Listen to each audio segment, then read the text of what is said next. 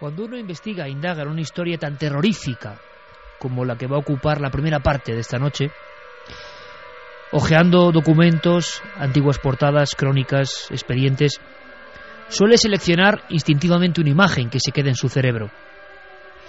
A mí me ha ocurrido esta misma noche. Os aseguro que esta historia ocurrida en España es digna de una película. Seguramente esta noche, y además es nuestra motivación, lanzamos la piedra, arrojamos algunos datos para ver también qué ocurre. Para ver si, a pesar del tiempo transcurrido, alguien, al otro lado, sabe algo. ¿Qué imagen se me ha quedado a mí?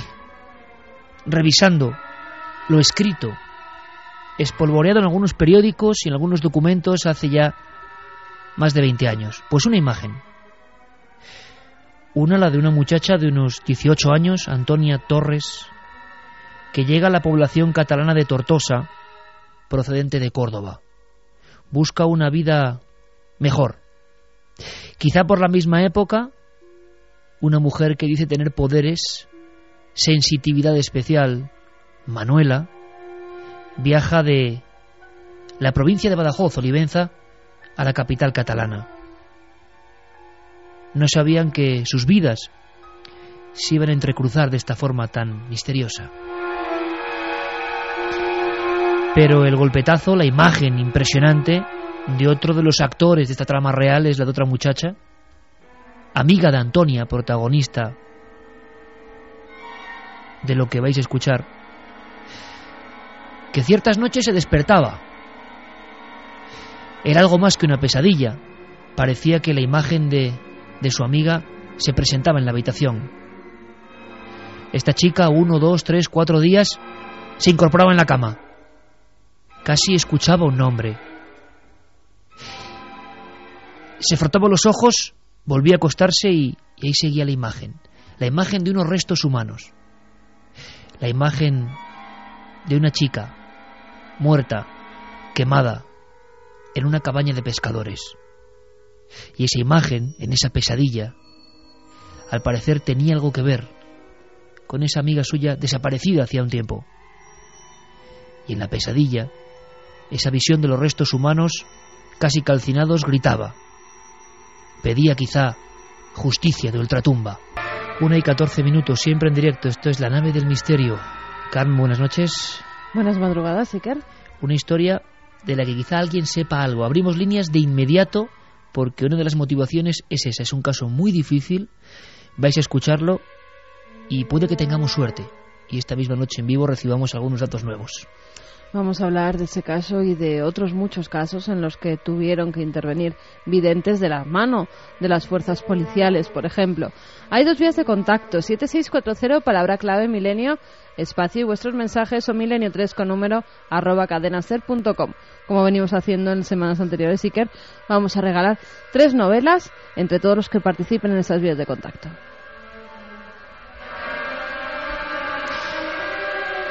¿Creéis que es posible que alguien pueda detectar la agonía, que alguien a distancia sienta la energía, quién sabe, de una persona que está pasándolo muy mal? Es cierto que la policía ha colaborado con sensitivos, de los que no sabemos nada y que no salen habitualmente en la tele, vestidos con extraños harapos, desde luego.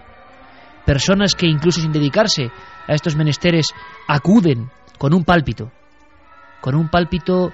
que parece casi uno de esos sueños o pesadillas donde alguien les llama. ¿Creéis que es posible? Paco Pérez Caballero, nuestro compañero, recién llegado de investigar esta historia, Justicia de ultratumba, qué gran titular de Ángel Colodro. Paco, buenas noches. Buenas noches, Iker. Lo decíamos antes de entrar en este ambiente tan en penumbra esta noche. Es una de esas historias que podría originar una auténtica película. Nos extraña cómo no se hizo un libro en su día. ¿Impresionado? Desde el principio, la verdad es que la historia llama muchísimo la atención. Desde ese inicio, de esa desaparición tan misteriosa, empieza con una mujer que se queda embarazada de su novio y, bueno, lógicamente lo primero que quiere es casarse con él, pero él tiene dudas, no solo por su propia manera de pensar y de vivir, sino porque sus padres no aceptan a su novia embarazada, que se dedicaba a ser criada. Es esta muchacha, Antonia Torres Sánchez. Exacto. Entonces, llega a Tortosa de Córdoba, año 77. Año 77. Y se trasladan a Zaragoza, donde intentan iniciar esa nueva vida, quieren vivir juntos y toman la determinación de irse, efectivamente, pues a formar un nuevo hogar, pero no lo hacen en un domicilio normal, se meten en un 600. Y durante días van entre otros lugares a Tortosa a ver a la familia de ella, viajan por todo el país y de repente vuelve él y su novia no está. 18 años, 1977. Los padres acabarán denunciando esa desaparición. Le escribían, al parecer, al novio con quien había iniciado esa aventura, y este decía que habían ocurrido cosas demasiado extrañas. Es hora de ir contando paso a paso esta historia. Lo cierto y verdad es que en aquel 1977 esta chica Antonia Torres, una mujer pues muy pizpireta, muy formal, según dicen los informes de la época, trabajadora, era una mujer menuda, desapareció dejando su DNI, las ropas, todo, y esto hizo sospechar ya a la policía. Los padres denunciaron, pero era entonces tan solo una desaparecida más en aquel marasmo de personas que no volvían jamás en España de aquellos años. El autor de ese reportaje es ese periodista de pura cepa del periódico El Caso, Ángel Colodro, que nos escucha en vivo. Ángel, buenas noches, amigo. Hola, ¿qué tal, Iker? Buenas noches. Pues primero, un placer tenerte como siempre aquí con nosotros. Estamos muy impresionados después de que tú nos hayas proporcionado diferentes documentos, datos. Esto supera a cualquier serie norteamericana. Esto es absolutamente increíble, y a mí sí me gustaría que entre los dos, Ángel, entre Paco y tú, podéis ir contándonos paso a paso, sobre todo para que la audiencia se haga un poco eco de lo que fue ocurriendo. Tenemos, ante todo, en ese final de los años 70, una desaparición de una muchacha. De momento, nada más extraño, de no ser porque la madre de esta chica empieza a acudir a todo tipo de fuentes, pues para intentar llegar, ¿no?, a saber qué ha sido de su hija. Así es, el caso es que en un momento determinado intervino en un programa de radio. En el que estaba esta vidente, y entonces, bueno, pues le hizo la pregunta de qué se sabía de su hija. Había transcurrido mucho tiempo y la respuesta inicial fue que la hija había fallecido. Y fue entonces cuando la mujer se puso en contacto con un detective privado y empezaron a investigar, y fue así como se llegó a saber que el novio había acudido con ella a una casita de pescadores, y en esa casita de pescadores, supuestamente, después de un aborto, pues la chica se había desangrado, el chico se había asustado y quemó la casa de pescadores. ¿Qué ocurrió?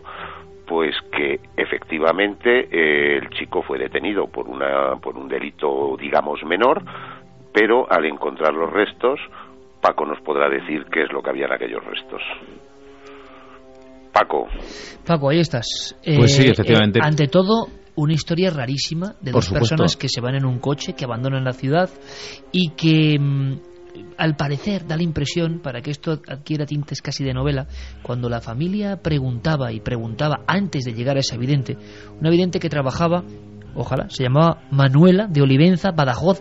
Si alguien sabe algo de esta persona o alguien conoce, era una emisora de radio más o menos local en Gavà, en Barcelona.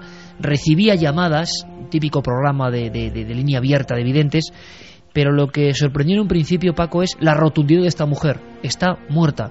Lo vio como en un flashazo y no tuvo la menor duda. No, además le dijo, no solo está muerta, sino que su hija ha sido asesinada. Algo que también hay que decir que la familia sospechaba, porque lógicamente la desaparición no había sido normal. No era normal que se hubieran ido a vivir en un 600, no era normal que hubiera vuelto el chico diciendo que simplemente le había abandonado a mitad de camino y que no sabía dónde estaba, porque lo primero que dice es eso. Y cuando empieza todo este tema, ya se ha vuelto a casar, se ha olvidado de su antigua novia. Han pasado como 7 u 8 años. 7 u 8 años, y lógicamente él ha rehecho su vida, nadie ha seguido buscando a Antonia, y es a través de esta vidente que dice su hija está muerta, cuando el detective Jorge Colomar se pone tras la pista y empieza a tirar del hilo.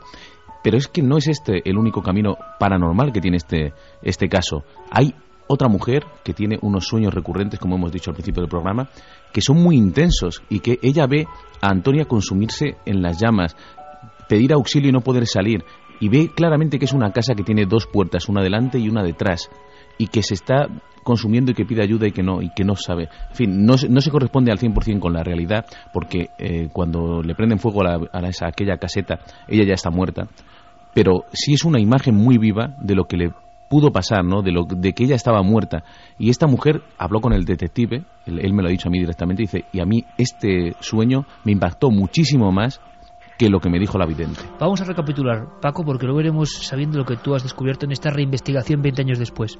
Después de 7 u 8 años de la desaparición de esta mujer, la madre, angustiada, llega incluso a preguntar a una vidente por radio. La vidente dice que está muerta sin duda. La propia madre se queda impresionada, pero insiste. Tan es así que acaban ante un detective, y este detective empieza a investigar un caso de 8 años. Dificilísimo y sin una sola pista ni investigación anterior.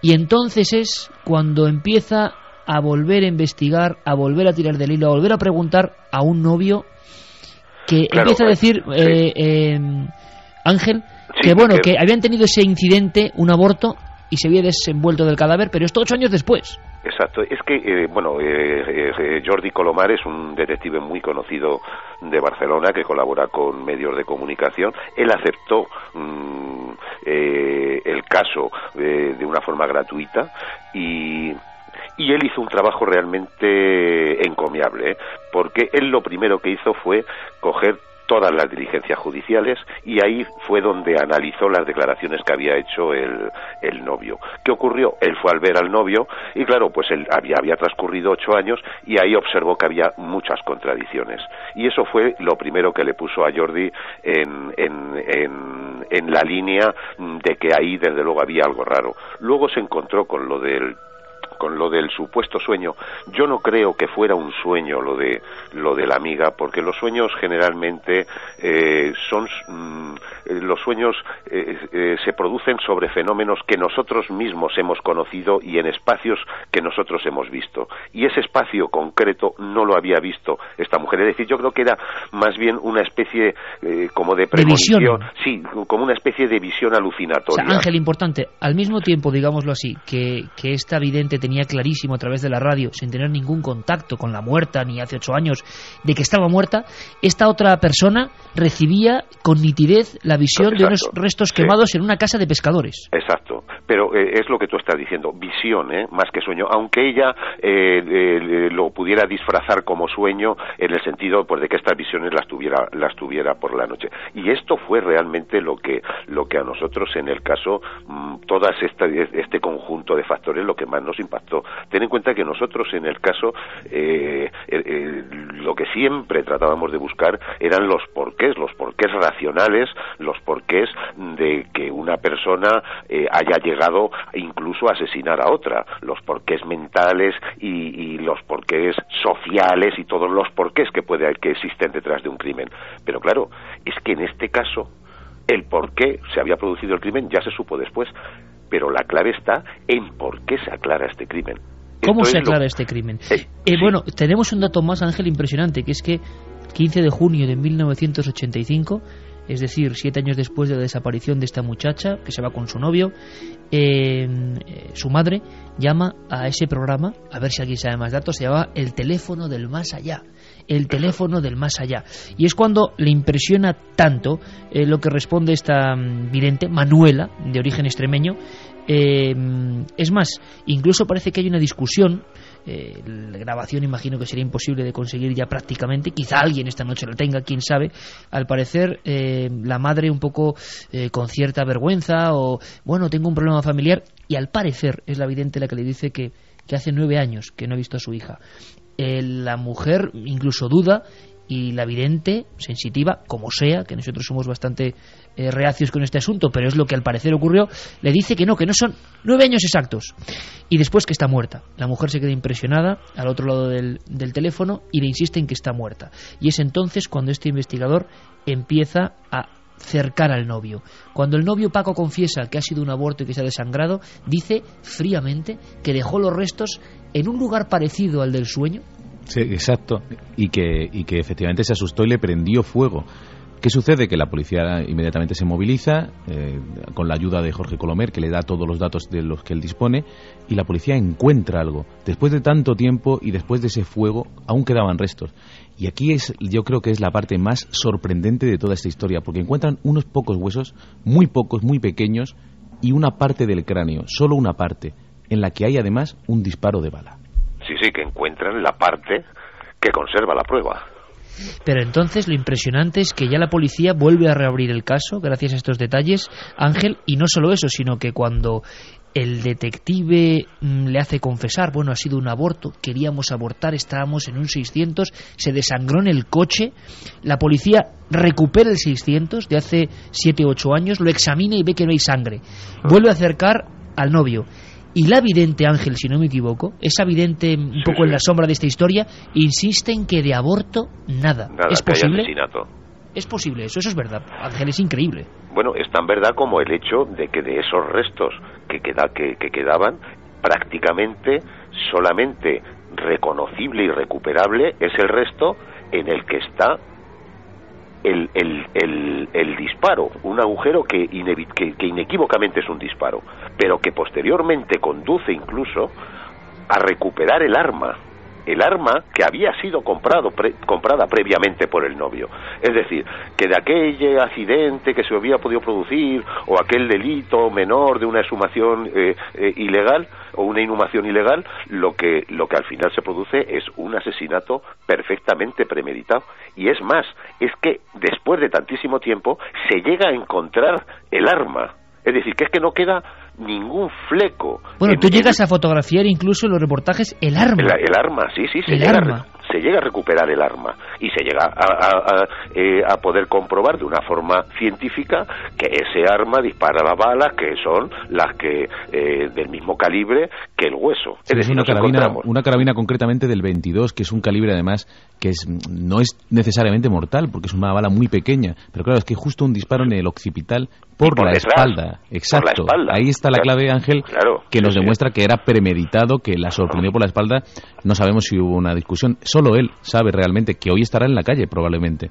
Sí, porque, claro, el condenado a 20 años. Cumplido y se ha cumplido su pena, pues lógicamente se habrá beneficiado de los derechos penitenciarios. Mira, Ángel, qué impresionante, porque además del caso tengo, por ejemplo, a toda página en La Vanguardia, año 89, y os voy a leer. El fiscal pide 28 años de cárcel para el autor de un crimen resuelto por una vidente y un detective. Y lo más curioso de esta historia es que, claro, antes de que la policía rastree el lugar de ese sueño de una amiga por un lado y de la impresión de la vidente de asesinato por otro, resulta que antes de que tengan los restos y que uno solo de los restos, que eran mínimos al parecer por el tiempo transcurrido y por el fuego que le había prendido el ejecutor del crimen, antes de que esos restos demuestren que hay asesinato, es que vuelven a consultar a la vidente y la vidente desecha de nuevo, dice que lo del aborto es una mentira, que es... Sí. Y insiste en el asesinato, lo tenía así de claro. Sí, la vidente lo tenía. Pero lo que te decía, Iker, analiza los elementos. La primera llamada a la vidente, el sueño. Luego que aparezca solamente ese resto. Y después que se encuentre el arma. Es decir, 4 elementos totalmente aleatorios que en un momento determinado se juntan para aclarar un crimen. Y aquí no nos encontramos en la película aquella célebre de Hitchcock que era La Trama. ¿Recuerdas aquella película en la que había una medium que tenía contratado a un detective para investigar las cosas de los clientes a los que iban a la consulta? No, aquí lo que nos encontramos es un hecho totalmente casual, porque ¿qué pudo motivar en aquel momento a aquella madre a llamar a aquella vidente para que empezara a desencadenarse todo esto? toda esta justicia de ultratumba. Nunca mejor dicho, tu titular hacía perfecto eco a lo que ocurrió. Creo que es un caso único y que luego no se ha ido recuperando, ¿no? Así como otras intervenciones de videntes supuestos con mejor o menor resultado sí que se han hecho públicas. Esto, bueno, se quedó enseguida en la sombra, se condenó a este hombre, enterró el cuerpo a unos 24 kilómetros de Caspe, en una zona conocida como Mar de Aragón, lo más tétrico, ¿no? Recordando el sueño de esa amiga que veía el cuerpo de Antonia gritando, los restos gritando en una choza, es que al pegarle fuego, al parecer, según también la policía, las llamas quebraron las vigas de madera y cayó el techo sobre el cadáver. Y se cubrió el cadáver, Ángel, ¿esto es cierto? Sí, recuerdo, sí. Madre mía, Paco, lo impresionante de toda esta historia es que el lugar exacto entonces coincidía en ubicación, más o menos. Era una caseta no de pescadores, pero sí al lado de... Sí, es curioso porque toda esa zona que nosotros hemos recorrido está repleta de cabañas muy parecidas. Son construcciones muy básicas, muy sencillas, que se utilizan efectivamente para varias cosas, para almacenar los enseres, pero también como almacén para los pescadores, efectivamente. O sea que realmente sí era de pescadores no marítimos, claro, pero sí de interior. Porque ahí lo que se hace básicamente en ese pantano, que realmente le llaman el Mar de Aragón, pero es un pantano, pues es pescar, se hace algún deporte náutico, pero vamos que efectivamente era, como había dicho, una cabaña que podía ser de cazadores o de pescadores, las características eran muy parecidas. Ya te digo que había una clave, que es que tenía dos puertas, una por delante y una por detrás, cosa que es poco usual. Yo he estado viendo por ahí las casetas y lo normal es que tengan solo una entrada. En fin, unos datos que nos llaman mucho la atención, y lo que estaba diciendo, muchas veces en la investigación criminal tenemos las informaciones que dan ciertos videntes, casi siempre erróneas, muchísimas veces hacen más daño que otra cosa. Claro. Y sin embargo, en este caso, lo que no se puede dejar de ver es que gracias a esas palabras del vidente se vuelve a abrir el caso, un caso que estaba cerrado desde hace 8 años, y eso es irrefutable. Luego nos podemos creer que fue una casualidad o no, o que la mujer tuvo realmente una visión o no, pero lo que está claro es que si no llega a ser porque esta madre coge el teléfono y llama a esta mujer, su hija probablemente hubiera permanecido allí enterrada para siempre. Ángel, y cuando estabais investigando el asunto en pleno año 86, la reapertura de esta historia tan increíble, porque los restos, al parecer, por la quemazón de la caseta, eran tan pequeños que cuando se remodeló la caseta, incluso tiraron algunos restos de huesos pensando que eran de perros o de animales, hasta que precisamente uno de los que queda es el que tiene el disparo. Claro, es algo increíble. Bueno, ¿y qué había pasado esa noche de autos? ¿Qué es lo que ocurrió? ¿Por qué este hombre que se fuga con su novia o se marcha en el 1600 acaba con su vida en aquel paraje? ¿No había aborto? ¿Qué es lo que hubo? ¿Qué pudiste descubrir? ¿Qué había de fondo? Bueno, de fondo lo que había era un rechazo familiar. Era un Romeo y Julieta en el que el Romeo pues no estaba lo suficientemente enamorado de su Julieta. Esto es realmente lo que ocurre, y al final pues hace caso pues a las presiones, sobre todo de su madre, de que abandonara a esta chica, y el chico pues cometió esa barbaridad. Claro, había que preguntarse, Paco, la impresión del hombre que disparó a Antonia Torres Sánchez en aquel lugar desolado, en plena noche. ¿Cómo se quedó cuando 7 años después, ya casado, gracias, para él por desgracia, por una vidente y un sueño, se reabre todo? Primero niega todos los hechos, después asegura que es un aborto, y ya cuando se queda alucinado es cuando le siguen insistiendo por vía paranormal que es un crimen.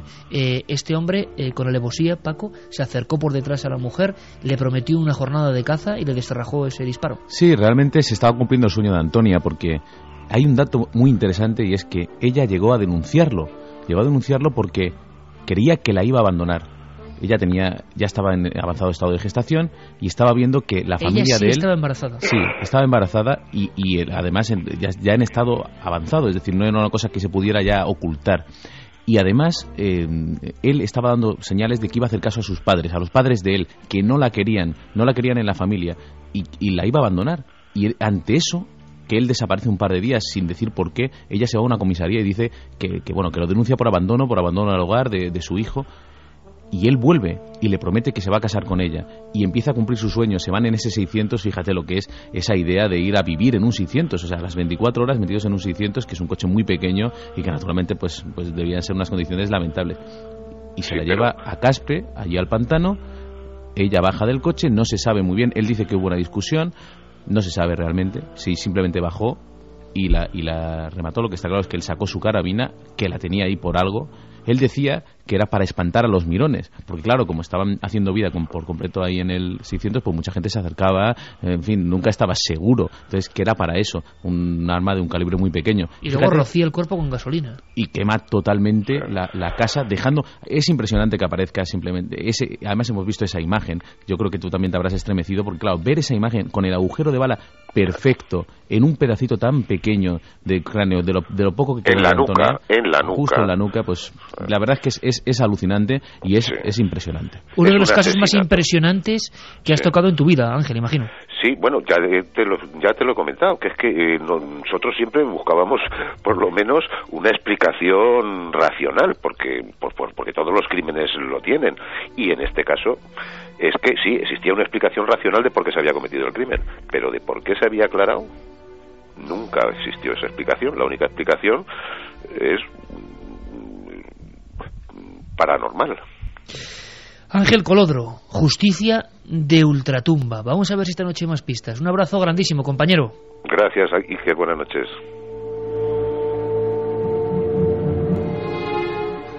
Y fijaos si es curioso esto de la noche de la radio, que tanto disfrutamos aquí, que precisamente esta noche, en que es más necesario que nunca el 7640, porque yo tengo, Paco, la sensación de que puede ocurrir algo. Yo no sé. Yo, en fin, no tengo nada evidente ni mucho menos, pero seguro que hubo gente que reconocía el programa, que sabe algo, porque ahora contaremos las oscuridades que siguen envolviendo este misterio de Justicia de Ultratumba. Justo esta noche y no otra, Carmen, estamos teniendo problemas con el 7640, así que paciencia, porque muchos amigos puede que estén dando datos. De momento pertenece al ámbito de lo clausurado, el 7640. Vamos a ver si se puede reabrir. Por el momento no nos funciona problemas. Esa vía de contacto, con lo cual que dejen de enviar SMS, que no se gasten el dinero hasta que digamos que esa línea ya vuelve a funcionar, y mientras tenemos Milenio 3 con número @cadenaser.com. Milenio 3 con número @cadenaser.com. Milenio 3, Justicia de Ultratumba, la muerte de una muchacha, año 77. Hay otra escena, cuando la madre se queda tan impresionada, la madre de Antonia, la mujer ejecutada allí en la oscuridad del mar de Aragón, por lo que le dice la vidente, por la insistencia de la vidente. Ella va al detective, Jordi Colomer, y no tiene dinero. Se sienta en un sofá, le mira al frente y le dice: no tengo dinero y sé que no me va a atender, pero le voy a contar esta historia. El detective le impresionó tanto lo que escuchó que no dudó en volcarse a fondo.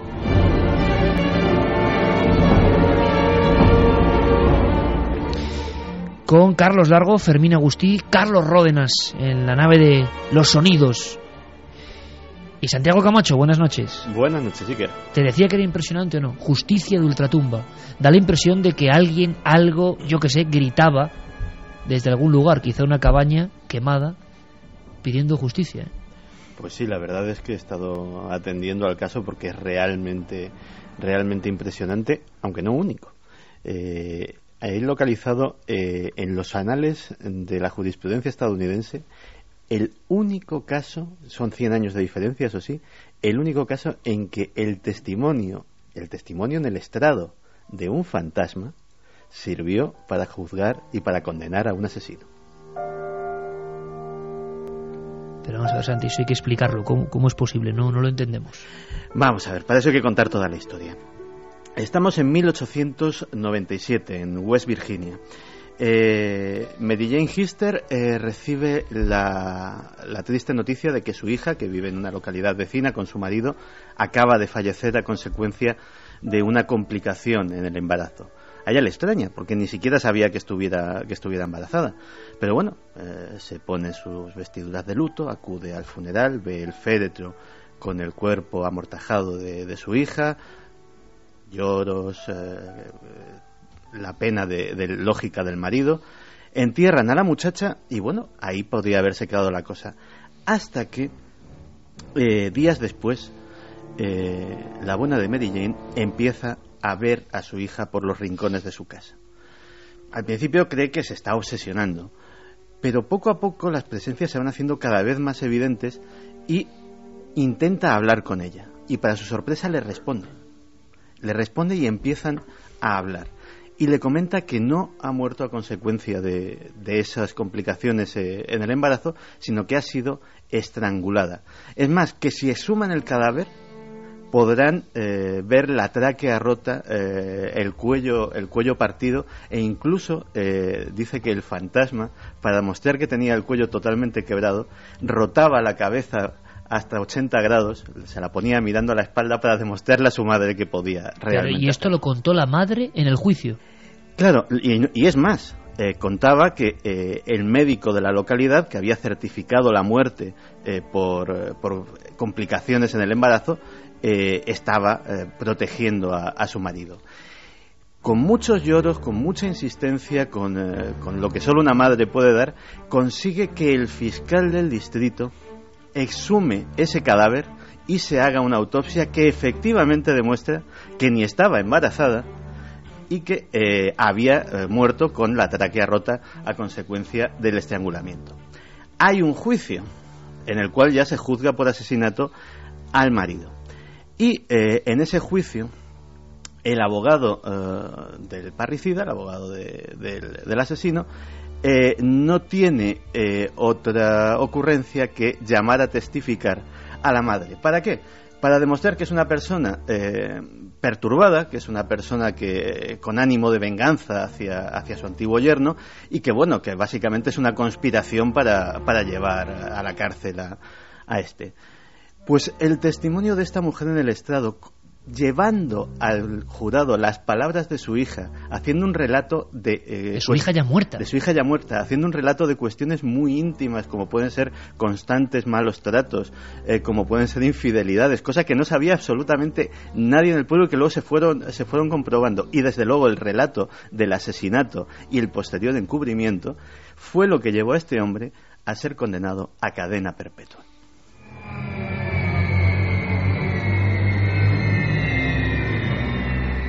Ahora la gran pregunta es si la madre sabía algo más, si tenía procesos alucinatorios, si vio algo o no vio, si lo que vio era un fantasma o una información que quién sabe de dónde viene.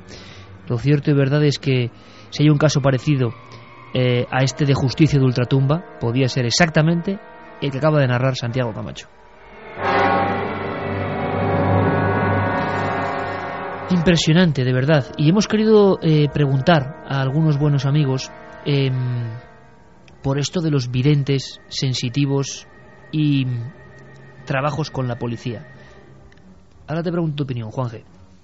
Ya veréis qué curioso. Clara Tahoza y Sisol Blanco Soler. Dos visiones no distintas, porque incluso han trabajado juntas en varias investigaciones. Por un lado hay videntes sensitivos que notan algo, porque en este caso de justicia de ultratumba, del caso del mar de Aragón, de las cercanías de Caspe, 24 kilómetros de Caspe, aparece en esa choza el cadáver de Antonia, da la impresión de que se entremezclan visiones, videncias y sueños premonitorios. Bueno, pues Clara nos va a hablar de esos videntes que se ofrecen, y Sol Blanco Soler habla de que muchas veces son los organismos los que piden esas señales. Normalmente no es la policía la que pide la colaboración a los videntes, sino los videntes los que se ofrecen a la policía. Sí que me consta que la policía, de manera extraoficial, nunca de manera oficial, puede solicitar la ayuda de algún psíquico, de algún vidente, que en este caso se denominan detectives psíquicos o policías psíquicos, ¿no? Algunos organismos, pueden ser privados o públicos, pueden recurrir a una vidente que les pueda orientar con esa evidencia suya.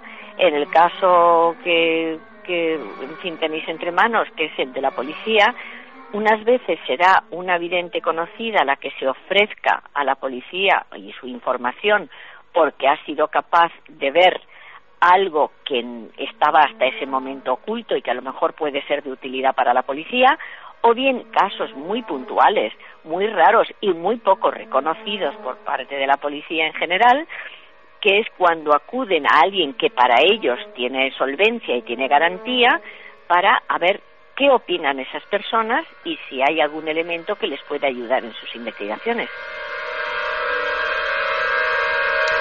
quizá dos caras de la misma moneda de un mundo del que habitualmente se sabe poco, la colaboración entre supuestos paragnostas o sensitivos y la policía. Jorge, tú que has trabajado de reportero siguiendo mucha información policial en diferentes cadenas de televisión, hubo algunos casos que marcaron mucho. Se ha hablado mucho de Anabel Segura y de los videntes que colaboraron, pero yo no sé si ha habido casos tan flagrantes, tan impresionantes como este que acabas de escuchar de Justicia de Ultratumba. No, y a mí además me gustaría poner los puntos sobre las IES porque mi experiencia personal es radicalmente distinta.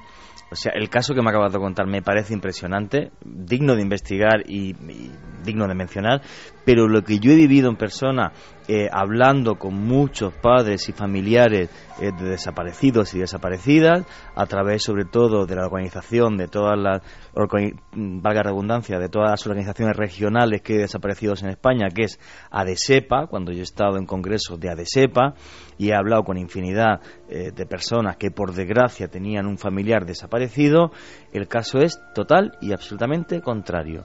Los videntes aparecen nunca jamás a la policía ni a la Guardia Civil, sino siempre directamente a los familiares para sacarles todo el dinero que sea posible. Es más, hablé una vez incluso con un señor que era de Barcelona, de Cataluña, que cayó en una depresión terrible, su hijo había desaparecido, y la forma en la que me explicó cómo le estafaron una gran cantidad de dinero era tan sencilla como una señora que cogía un péndulo, cogía un mapa, y de repente pues aquel día entraba en trance, le cobraba 100.000 pesetas y le decía pues que su hijo pues estaba por ejemplo en la provincia de Huesca, siguiente vez en un río que atravesaba Huesca, siguiente vez en un pueblo exacto de Huesca, y cada vez que le iba cercando más el círculo le iba aumentando la cantidad hasta llevarle a la total y absoluta desesperación. Entonces lo que sí me gustaría hacer hincapié es que yo sí creo que es posible que alguien tenga, cómo no, el don de repente de tener una sensación, un sueño, una videncia, algo. Ahora, que cualquier persona que me esté escuchando, que por desgracia tenga un familiar desaparecido y alguien se le arrime a pedirle un solo euro por ese trabajo o esa labor, que sepa, desde mi punto de vista, como periodista y como ser humano que soy, que le están engañando y timando, y que por favor incluso les denuncie ante la policía y la Guardia Civil por un delito que se llama estafa. Pues como veis, y creo que todos estamos de acuerdo en muchísimas de las ocasiones con Juan G. Vallejo, porque la bibliografía que hay es la de personas que han entorpecido la investigación policial, hordas de aprovechados que en fin, Paco trajo una vez un documento de otro padre de desaparecidos, de personas videntes y no videntes que llamaban por teléfono dando ubicaciones falsas, en fin, terrible. Pero quizá esta noche, sabiendo que eso existe, sabiendo que es el 99% quizá de los hechos, quizá pueda interesar cuando las cosas, por casualidad o no, encajan, como en este caso de Justicia de Ultratumba y otros que vamos a comentar. Para cerrar el asunto concreto de la muerte de Antonia Torres en esa vera del pantano, ¿no?, de Caspe, en una choza que se quema y se cae sobre ella, es que yo creo que es algo dramático, absolutamente. Sigue habiendo muchos silencios que esta noche de alguna forma, y ojalá haya pistas, a pesar de los problemas con el SMS esta noche, también mucha oscuridad 20 años después, ¿verdad? Gente que no quiere hablar, el detective sí, pero otra gente que no quiere hablar. Sí, es un episodio que todo el mundo ha querido cerrar después de la alegría, entre comillas, que produjo el hallazgo y el confinamiento del presunto asesino. La gente no quiere saber nada más. Prefieren no hacerse preguntas. No se sabe tampoco muy bien qué ha sido de aquella vidente.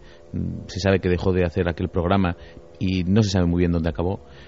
Aquella señora que tenía aquellos sueños dejó de tenerlos en el momento en el que el asesinato pues fue resuelto.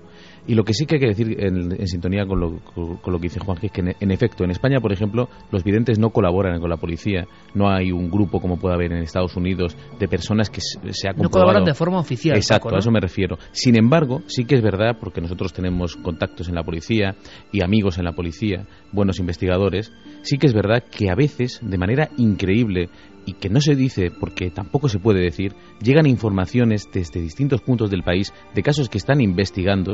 Yo por ejemplo, tengo en la cabeza un caso concreto de Valladolid, donde se estaba buscando un hombre durante días y no aparecía, y estaban a punto de cerrar el caso, y llegó una llamada desde Valencia diciendo el lugar concreto donde se encontraba y diciendo lo que le había pasado. El hombre está al lado del río, en un lugar muy concreto, dando unos detalles muy precisos de una persona que, según decía, nunca había estado en Valladolid y que no se dedicaba a la evidencia, ni que estaba teniendo una serie de visiones por la noche y que no sabía por qué, y que le había dicho, había tenido esa sensación de que tenía que llamar a la policía de Valladolid y decirle lo que estaba viendo. Se lo dijeron, la policía, que siempre hace las comprobaciones pertinentes en cuanto algo encaja, como tú decías, se fue al lugar concreto donde decía y encontraron al hombre colgado de un árbol. Así que, en efecto, a veces suceden cosas increíbles.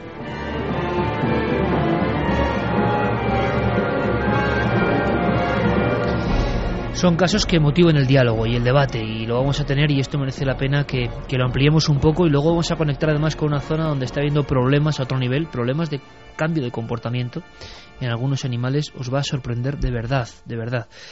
Pero una cosa, todos os acordáis, me gustaría que opinaseis sobre este documento que nos trae Clara Tavoces. Yo prácticamente lo había olvidado, ¿no?, los resortes de la memoria. ¿Os acordáis de Anabel Segura, no? Uh-huh. El terrible caso de Anabel Segura, pero recordáis todos... 900 días de angustia. Exactamente, los que se es lo que iba a decir. Es que, claro, igual la gente ahora se acuerda del hallazgo de la muerte terrible en la zona de la Sagra, en Toledo, de Anabel, pero quizá mucha gente no se acuerde de prácticamente los 2 años y pico buscando a Anabel Segura y el silencio absoluto, es decir, y la gente durante mucho tiempo pensaba que era un secuestro. Bueno, pues yo os pido, amigos de Milenio 3, que escuchéis muy bien esta historia que nos rescata Clara Tavoces del archivo de Más Allá, porque hubo un experimento curiosísimo. A ver qué os parece, ¿vale? Clara nos cuenta la primera parte de este experimento. Es el caso Anabel Segura, y el antiguo director de Más Allá, José Antonio Campoy, decide hacer, hay que decirlo, al César lo que es del César, un experimento pionero en España. ¿Cómo salió? ¿Qué ocurrió? Lo escuchamos. Aquí en España, por ejemplo, la revista Más Allá hizo un seguimiento del supuesto secuestro, porque en ese momento parecía un secuestro, de Anabel Segura. Y bueno, pues cuando el antiguo director de Más Allá, José Antonio Campoy, se interesó por el caso, pues solicitó la colaboración de un grupo de detectives psíquicos que formaban el equipo CITECH, que era un equipo que estaba formado por un general, el general Stubenlein, era un militar retirado ya de 73 años, y que bueno, pues tenía mucho prestigio. Luego estaba también, el equipo lo componía Dawn Evans, de 37 años, que era jefa de producción de una empresa de seguimiento de satélites y ex analista de la inteligencia militar. Asimismo estaba también Liz Buchanan, de 54 años, y era sargento retirado del servicio de inteligencia militar, y también estaba Rima Leibov, que era una psiquiatra conocida por sus trabajos precisamente relacionados con experiencias cercanas a la muerte. Pues bien, como digo, José Antonio Campoy pidió la colaboración de estos videntes y los trajo a España pagando más de 1 millón de pesetas de la época, ¿no? Y estos detectives lo que hicieron fue reconocer un poco el terreno donde había desaparecido la joven y, bueno, pues siguieron pistas psíquicas y también viendo fotografías y, bueno, conociendo un poco los detalles del caso. Y ellos, pues antes de marcharse para Estados Unidos, realizaron un informe, un documento que tenía 23 páginas, y en la página 20 del mismo cada uno emitió sus, digamos, sus dictámenes o sus percepciones psíquicas con respecto al caso por separado, y todos coincidían en que Anabel estaba muerta.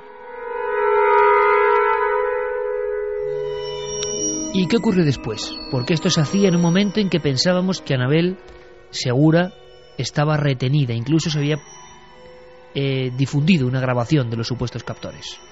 Sin embargo, bueno, Más Allá pues no hizo mucho caso en ese momento a sus videncias, a sus apreciaciones psíquicas, puesto que por aquel entonces todavía se pensaba que Anabel que había sido secuestrada, ¿no? De hecho, se pedía un rescate y había una cinta magnetofónica que habían enviado los supuestos secuestradores a la familia, en la que Anabel supuestamente, porque luego se demostró que no era ella, hablaba y pedía que se pagara ese rescate y que estaba bien, y una serie de cosas, y esa cinta se llevó a analizar, la policía científica la analizó, y determinaron que era muy improbable que fuera una voz fingida, con lo cual en ese momento todo el mundo pensaba que Anabel estaba viva. Y esto fue 2 años antes de que finalmente pues el caso desembocara con ese triste final que todos conocemos, en que ella apareció muerta. ¿Qué os parece? Impresionante, yo creo, ¿no? El informe de los especialistas. Todos coinciden en que estaba muerta. No sé si daba un lugar concreto o no. Bueno, se hicieron verdaderas pesquisas, no solamente en la revista Más Allá, sino en la misma policía.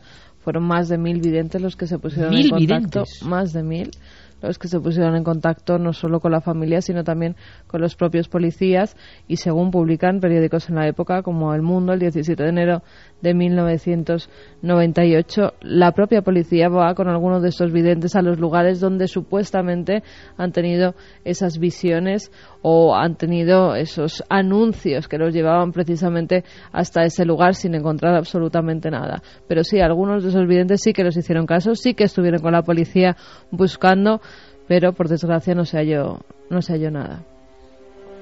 ¿Opinión?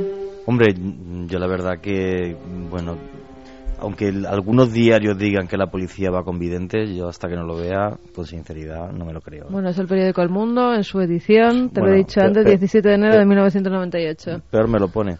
No, peor me lo pones, no, es un respetado periódico. Bueno, será español, para ti. Vamos, bueno. Entonces, bueno, el hecho de que este periodista diga que ve un vidente, bueno, pues no digo que a lo mejor no tenga razón, pero lo que sí tengo claro es que la policía, de forma oficial, puede ser que algún comisario, algún subcomisario o alguien conozca alguna vez o haya tenido la relación con un vidente en concreto, que por H o por B le dé un dato y lo siga. Ahora, que la policía como entidad en sí o la Guardia Civil eche en manos de videntes y además con nombre y apellido, como institución no, igual que como institución sí. Por ejemplo, Diputación de Granada pidió un grupo de parapsicología que investigara en el edificio de Diputación de la calle Mesones porque había un fantasma y a ver si podían echarlo, pero que la Policía Nacional eche en manos de un vidente en concreto en este país, que yo sepa, nunca, con nombre y apellido jamás. Entonces, que alguien me diga, aunque trabaje en el diario El Mundo, en el ABC o en El País, que la policía fue con un vidente, pues yo lo siento mucho. Con varios, no con uno. Pues bueno, nombre y apellido, puedo decirlo. Vamos a dar un dato más. Sol Blanco Soler, que según contaba el equipo del Padre Pilón, es verdad que estuvieron investigando algunos de estos casos, habla de la diferencia de cómo los sensitivos, en este caso sería Paloma Navarrete, yo creo que de sobra es conocida por la gente que sigue, por ejemplo, Cuarto Milenio, porque ha venido varias veces. Bueno, pues resulta que la diferencia entre detectar el no sé qué de alguien que está muerto y de alguien que está vivo, porque hablamos de secuestros o de asesinatos. Escuchamos las palabras de Sol Blanco Soler.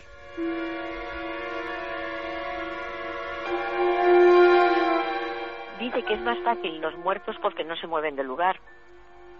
Vamos a ver, si tú le dices, mira, mi hijo o mi hija ha desaparecido, si está viva, se está moviendo y entonces es más difícil ubicarla. Sin embargo, si está muerto y haces el estudio, pues no se te va a mover del lugar.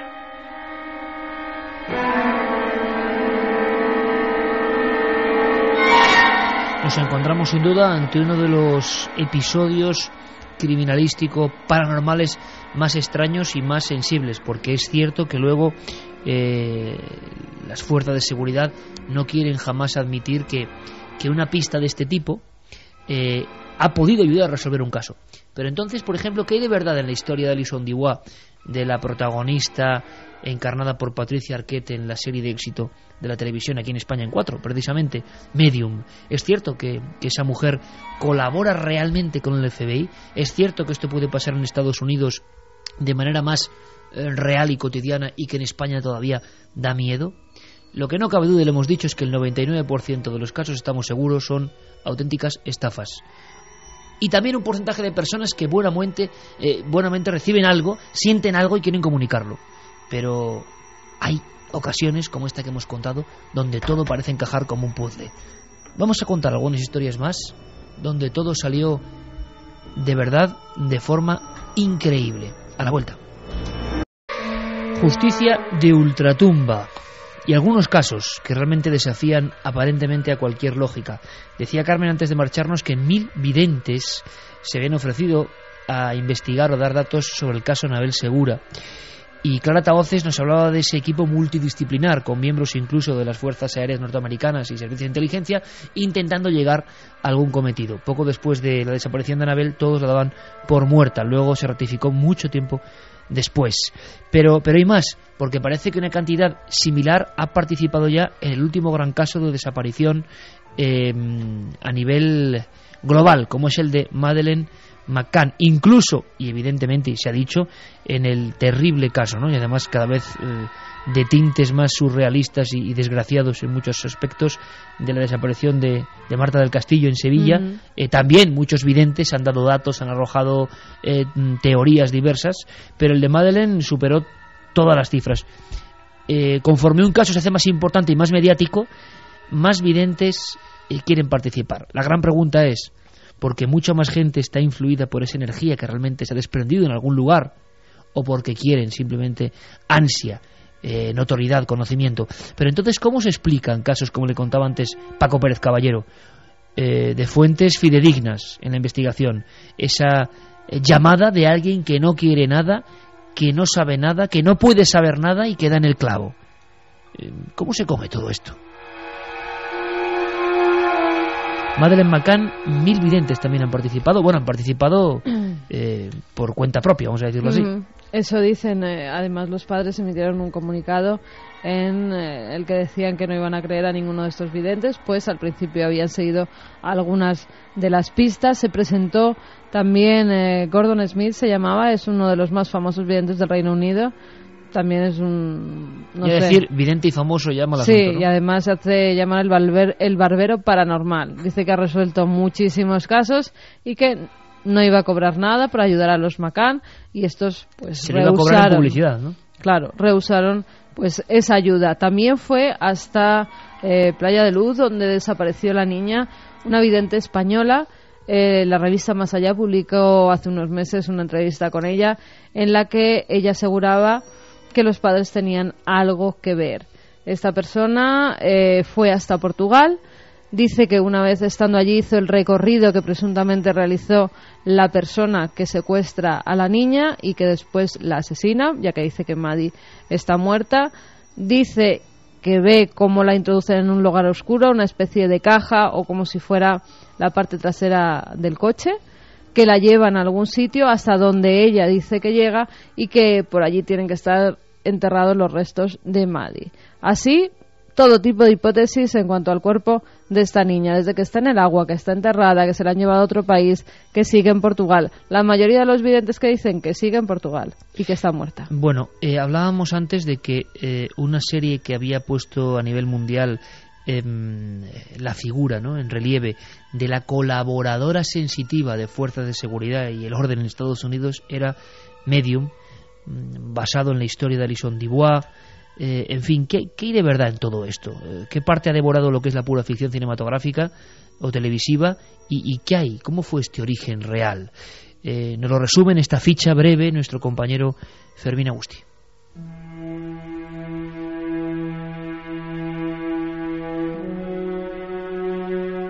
Alison Dubois es escritora y vidente.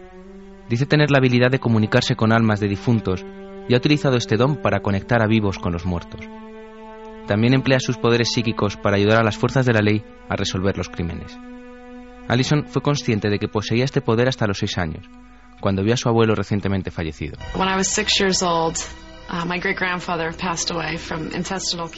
Cuando tenía 6 años, mi abuelo murió de cáncer y fui a su funeral.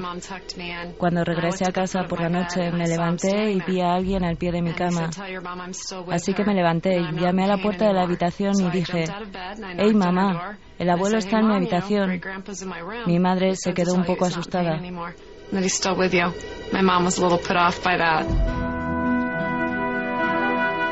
Su libro más importante es Don't Kiss Them Goodbye. No les des un beso de despedida. Es una autobiografía que ha dado paso a una de las series más importantes de Estados Unidos y también aquí en España, Medium. La actriz, Patricia Arquette, interpreta el papel de Alison en la serie.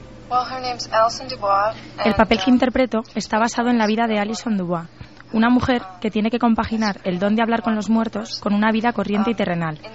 Tiene 3 hijos, está casada y su sueño es convertirse en abogada. Pero ese don que posee desde niña supone un impedimento a la hora de llevar a cabo sus aspiraciones.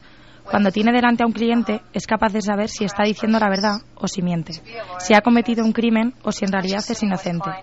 Todo esto es muy atractivo, pero esa extraña capacidad pone a la protagonista en un dilema moral.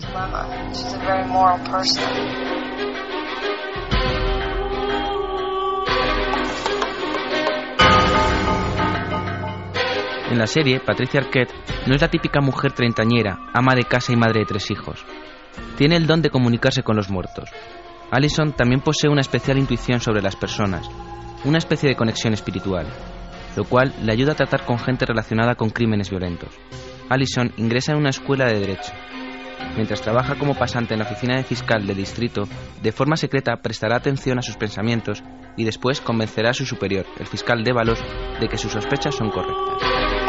¿Con quién hablo? Soy Alison Dubois. Por favor, no cuelgues, sé que no puedes coger mis llamadas. Soy una persona non grata. Ya hemos hablado de eso. He tenido un sueño sobre el hijo de los Goldman. He llamado a la fiscalía, le he dejado un mensaje a Van Dyke y sé que no me va a llamar. He llamado a la policía de Phoenix. Ningún inspector quiere atenderme. No sé qué decirte. Tengo que hacer algo. No puedo ver lo que veo, saber lo que sé y no hacer nada ni decírselo a nadie. No puedo ir a comprar mantequilla de cacahuete y quedarme como si nada. La serie ha llegado ya a las 5 temporadas en Estados Unidos y aquí en España la podemos seguir en 4.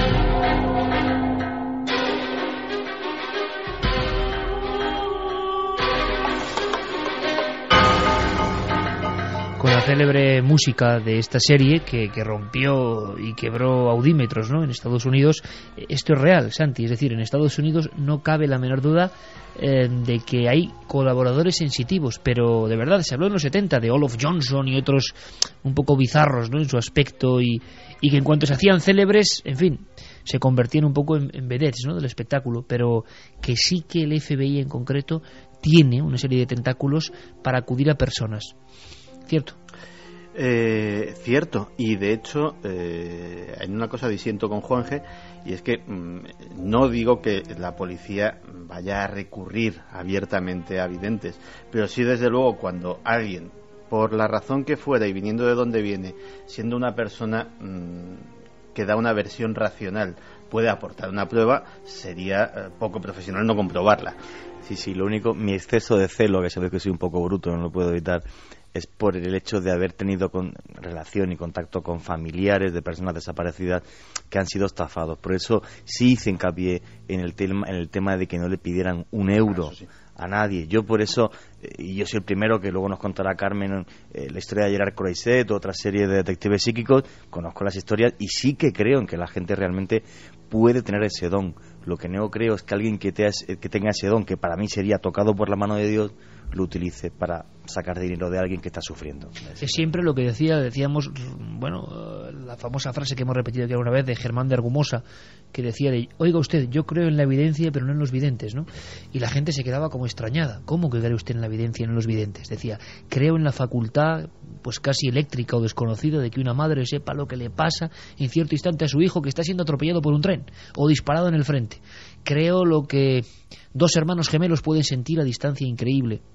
Pero claro, que alguien sienta eso todo el rato, constantemente, como un archivo, se brinde a ofrecerlo, que es otra historia, y encima cobre por ello, pero sí que está claro que la policía hoy en día, Paco, y tú lo sabes bien, recibe informaciones de este tipo y a veces se acierta. Y curiosamente las que suelen acertar son de personas que no tienen nada que ver con lo extraño, en ningún sentido, que pueden ser amas de casa, personas normales que de repente, por ejemplo, por la vía de los sueños, que siempre ha sido una vía de grandes hallazgos, observan perfectamente. Les ha impresionado la cara de una niña en el telediario, dada por desaparecida. Les ha impresionado un recorte de prensa que dicen que 3 muchachas...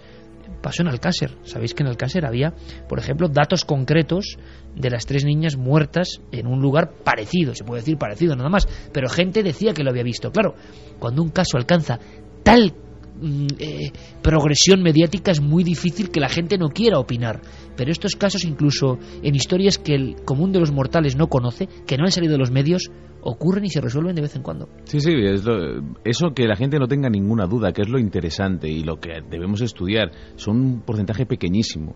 Llaman muchísima gente dando datos de todo tipo. Normalmente son invenciones. Hay gente que hace mucho daño, lo que tú comentabas. Por ejemplo, nos acordamos de los padres de Teresa, de Maritere, la niña de Motril, que desde el año 2000 la están buscando y han recibido todo tipo de llamadas. Se han presentado en lugares en los que había un hombre o una mujer esperándoles, diciéndole que sí, que le llevaban al lugar donde estaba la niña, pero a cambio de una compensación económica, lógicamente. Pero eso no se puede denunciar, no debe denunciarse. Naturalmente, y están denunciados y lógicamente se tomaron las los caminos pertinentes, pero el dolor que causan no se puede pagar con nada, ni se puede, vamos, la justicia no puede hacer nada, y lo que va es lo que tiene cada uno dentro y qué persona se mueve a hacer daño, como decía Juan G., a una persona que ya está destrozada y hundida, ¿no? Y todavía siguen buscando a su hija. Eso cuando piden dinero, luego hay gente que de verdad quiere ayudar y piensa que lo que está viendo es real. Bueno, sí, por ejemplo, en el caso de Madeleine que decías tú, mucha gente llamó diciendo que la había visto creyendo que la había visto. Claro, creyendo que la han visto. La policía muchas veces tiene que discriminar, pero cuando alguien te llama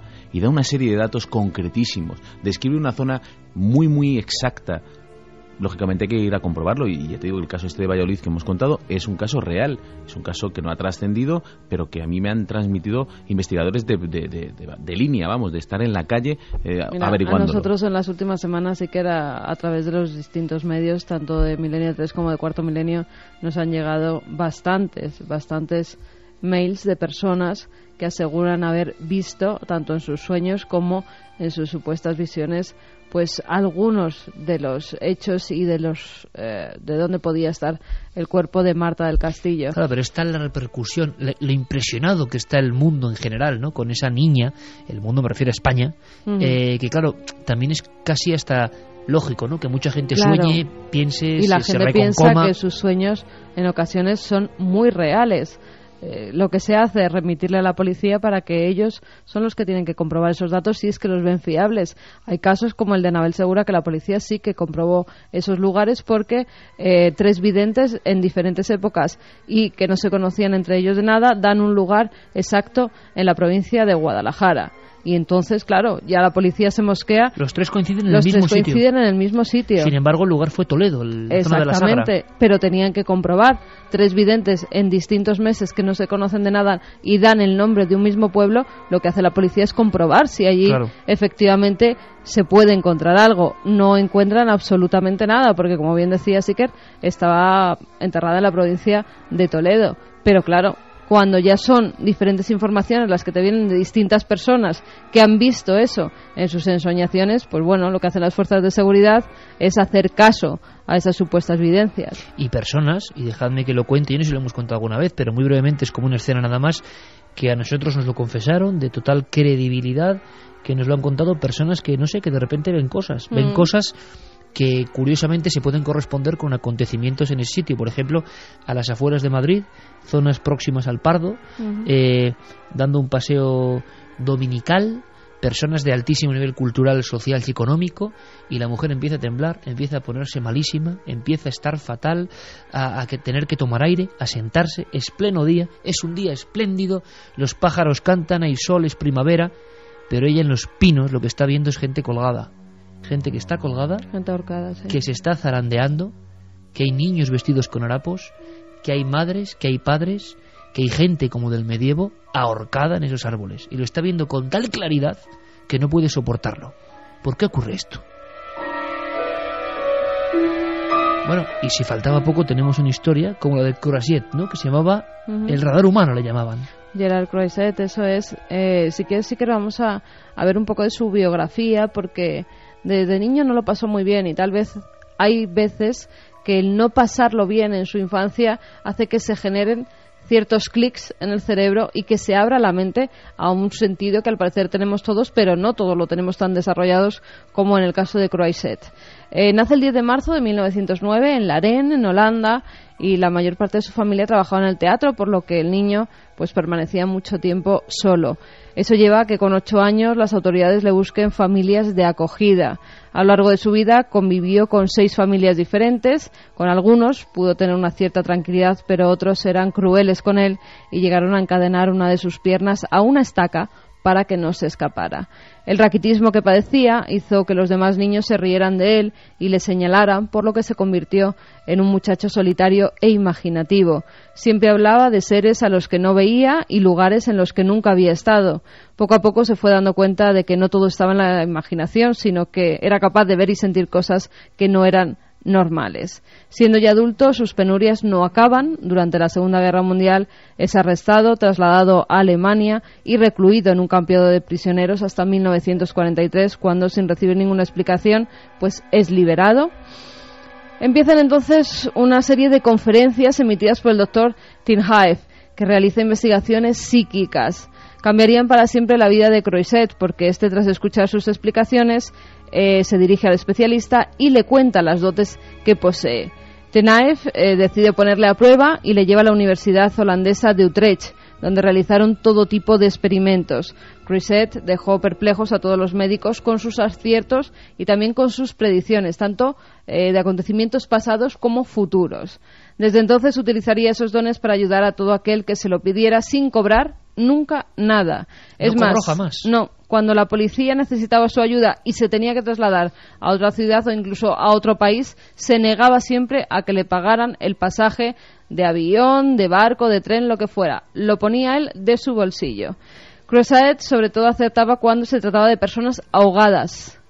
Rememora una situación que él vive de niño. Él tiene 8 años, se cae a un río y se está ahogando cuando un hombre le coge por la camisa y le logra salvar en el último momento. Por eso Croiset tenía cierta sensibilidad con las personas que se estaban ahogando o con las personas que habían sido asesinadas en el agua. Croiset interviene, por ejemplo, en casos como el de 1961, en el que la policía le llama para ver si puede saber algo de una niña de 4 años que había desaparecido en Nueva York. Él pide que le envíen una fotografía de la pequeña y un plano de la ciudad. Enseguida asegura que la niña estaba muerta y describe el lugar donde se encuentra su cuerpo. También realiza un retrato robot del criminal. Ese retrato robot es difundido por la policía y a los pocos días, debido a la precisión de datos que da el vidente, tanto el asesino como la víctima son hallados. También, un año después, el 23 de julio de 1962, es avisado por el alcalde de la localidad de Raalte sobre la desaparición de una niña de 18 meses llamada Marie-G. Affering. Son centenares de policías, bomberos y también vecinos del lugar los que hacen batidas para ver si encuentran a esa niña. Croiset enseguida dice que la niña está viva, que está dormida cerca de una zanja y da el lugar exacto porque a las pocas horas efectivamente encuentran a la niña en esa zanja boca abajo, metida en el lodo pero con vida.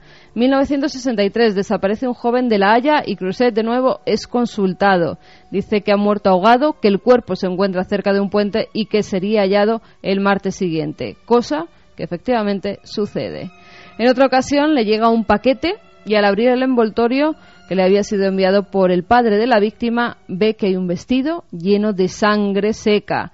Lo palpa y recibe una visión inmediata. Señala el lugar en el mapa que le había sido adjuntado con el paquete y escribe: esta muchacha fue golpeada y asesinada en el preciso lugar en el que dibujo una X. La policía va al lugar, excavan allí y efectivamente el cuerpo de la joven se encuentra en el exacto lugar donde él había dicho. Santi, Paco, para cerrar, ¿tenemos algún Croiset español, creéis? Se ha hablado mucho del propio Padre Pilón haciendo radiestesia, hablando de mapas. Él publicó un libro sobre radiestesia y de búsqueda de desaparecidos con radiestesia. Pero nadie tan célebre, porque Croiset lo que está claro es que, aunque no quisiera ser célebre, aparece en todas las enciclopedias de parapsicología del mundo. Sí, la verdad es que un caso como ese realmente no hay constancia de que lo haya. Y la verdad es que es una lástima. Fíjate que cambian los tiempos. Me preguntabas antes por Alison Dubois y cambian los modos. Estaba pensando en Croiset que nunca dejó que le pagasen nada. Alison Dubois, cuya eficacia o cuya colaboración sí que está reconocida por los Rangers de Texas o por algunos departamentos de policía de Arizona, con los que efectivamente confirman que sí, que esta señora colabora. Ha ido, yo creo que un paso más adelante de lo que ha ido absolutamente ninguno de los detectives psíquicos, y es que próximamente en la televisión norteamericana se va a estrenar un programa en el que ella no en la serie de televisión, sino ella misma, dice que va a resolver casos reales de lo que se llaman casos fríos, es decir, casos sin resolver de muchos años. Ella se compromete a estudiar los casos, estudiar las evidencias y solucionarlos en su programa de televisión. Vamos a ver en qué para esto, pero desde luego las formas ya son distintas. Ya había una cosa parecida, ¿no os acordáis? De una especie de vidente que había mucha gente en el público y de repente decía: hay aquí un tal fulanito, y una señora en el público se ponía a llorar. ¿Es usted? ¿Es su hijo? ¿Es su padre? Marilyn Rosner. Eso es. Que seguía y además tenía un exitazo ese programa increíble, ¿eh? Uh-huh. Y decían muchos de los que estaban entre el público que efectivamente acertaba. La trajo a España Mercedes Milá. Fue exactamente la que la sacó en un programa en España. Yo de Marilyn Monroe no me creo nada, pero bueno, es una historia más... Pero yo creo que no es él, porque es actual, ese programa es actual, yo lo veo a través de Digital Plus. Pues puede ser el de Van Praag, que es un hombre. Sí, es un hombre. Sí, entonces sí es Van Praag, que es un medio muy mediático, nunca mejor dicho. Pero también muy denunciado, ¿no? Sí. Por fraude. Autor de muchos bestsellers en Estados Unidos, es un tipo que tiene muchos seguidores y la verdad es que es muy controvertido. Lo es, evidentemente. Como todos los que ya en la televisión hacen de esto una cosa difícil, ¿no? de descifrar, de analizar, y desde luego se exponen, evidentemente, serán en la tele, a que la gente les critique. Paco, lo que está claro es que estas historias de cuando en cuando ocurren, que poco a poco la policía en España todavía es muy reacia a hablar, pero que seguiremos investigando, y si es posible, aunque esta noche no ha sido posible por cuestión tecnológica, pero por algo será, que nos lleguen SMS, porque vía mail no han llegado datos concretos sobre el caso de Justicia Ultratumba, ¿no? No. Datos vía que podamos... mail no han llegado datos sobre este caso. A todo el mundo que ha escrito le parece impresionante. Si quieres te leo algunos. Manuel Fernández dice: Iker, empezamos hoy fuerte porque el caso es de lo más raro. Manuel de Málaga dice: estoy escuchando la historia y se me están poniendo los pelos de punta. No creo en los que dicen ser videntes, pero que te digan algo así tiene que ser acongojante.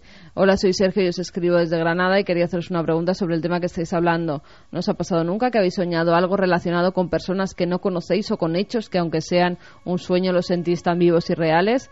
¿Y no os ha pasado que a veces habéis soñado sucesos trágicos o extraños que luego han acabado ocurriendo? ¿Poder de sueños o premoniciones?, se pregunta Sergio. Hola, Carmen. A todo el mundo lo ha pasado alguna vez, ¿no? Iker, por supuesto que creo que hay personas que pueden predecir el futuro.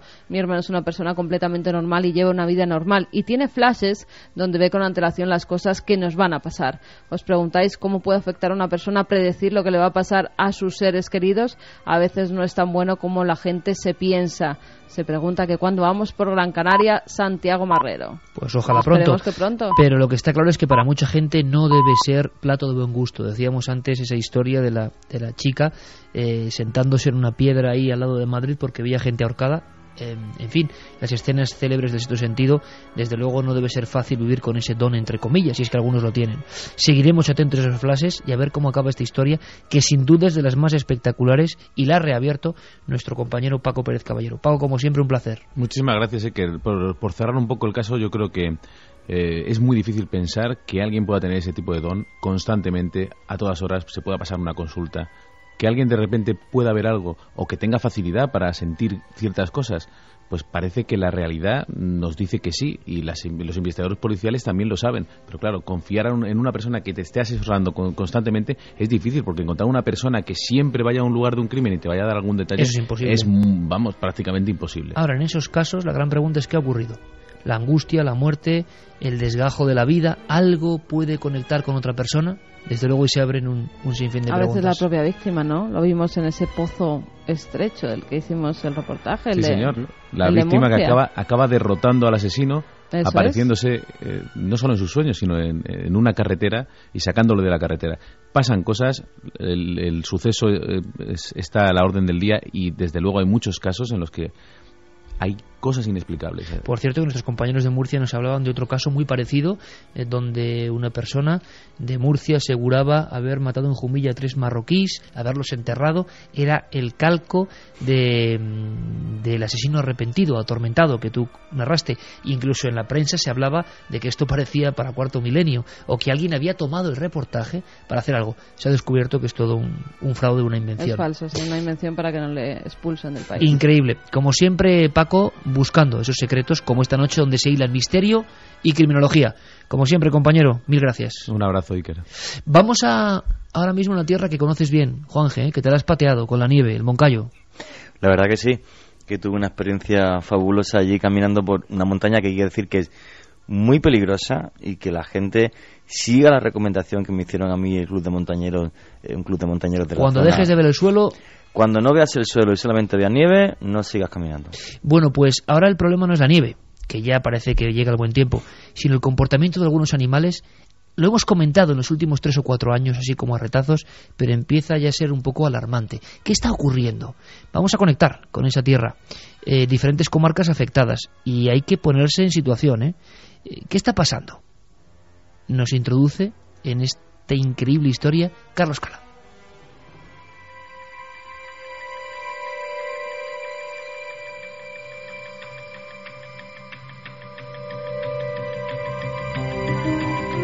En algunas zonas de España, los pastores y ganaderos hace tiempo que dieron la voz de alarma.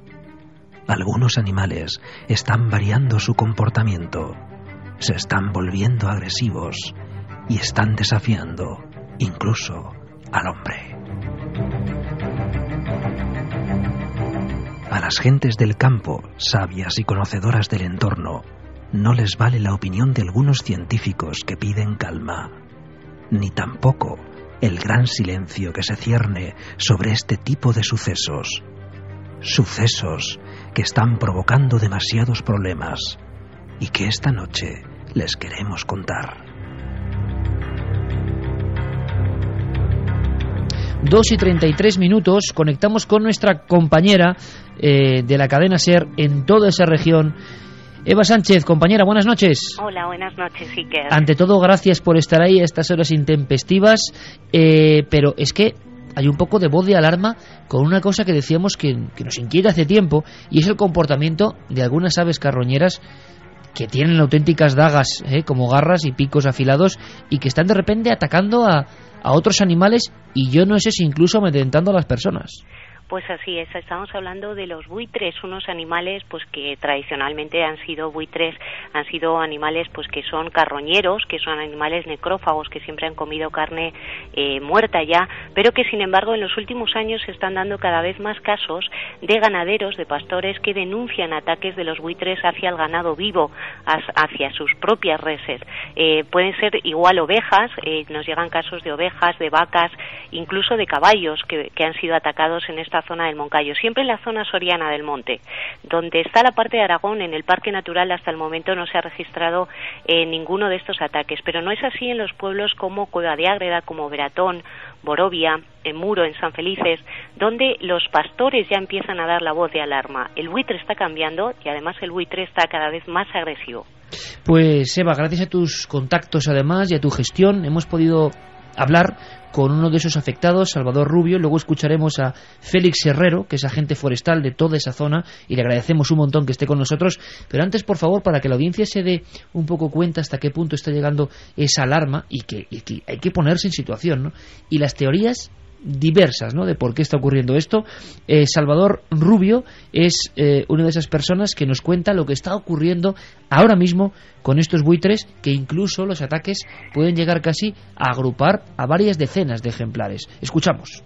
Pues a mí cuando me llamaron, porque estaba en la casa rural, me llamaron por 2 veces que subiría corriendo, porque claro, aquí vinieron más de 100 buitres, pero aquí en la orilla del pueblo, en un corral. Y se echaron abajo y cogieron una oveja, la mataron, y como llamaron con urgencia que subiríamos, pues claro, subió y no había medios para poder echarlos de encima del ganado. Entonces tuve que correr a casa, coger la escopeta, soltar un tiro al aire, tirar un tiro al aire, y entonces salieron volando y así pudimos desalojarlos de la zona. Pero es que hay más, la inquietud ha llegado a propagarse, como decía bien Eva Sánchez, por diferentes poblaciones, y claro, la gran pregunta que lanzan, si están atacando, ahora vamos a escuchar, animales vivos, a terneros, por ejemplo, recién nacidos, y a quitárselos de su madre. La fuerza que tienen estos animales es considerable, nunca se han comportado de esta manera. Bueno, pues ¿qué pasa, no?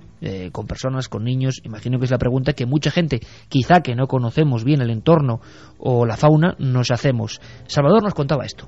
Se tiran todos juntos, se tiran, y por encima los tejados parados, en fin, y por las paredes del corral, por todo, estaban todos parados, por lo menos un 100.